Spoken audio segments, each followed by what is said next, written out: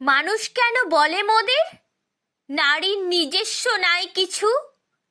আমি তো দেখি জগৎ চলে নারীর পিছু পিছু।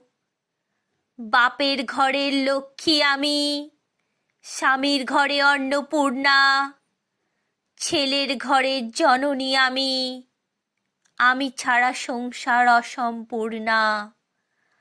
আমার থেকে আপন করতে আর কি কেউ পারে? বাপের ঘরকে ছেড়ে এসেও পরকে বাঁধি ঘরে। গোত্র থেকে গোত্রান্তর যদিও আমি হই, তবুও যেন জননী রূপে সকল দুঃখ সই। ভারত মাতা সেও নারী, নারী জগদ্ধাত্রী। নারী হলো এ জগতের সবার জন্মদাত্রী। পুরুষতান্ত্রিক সমাজ তাই পুরুষকে বড় করে।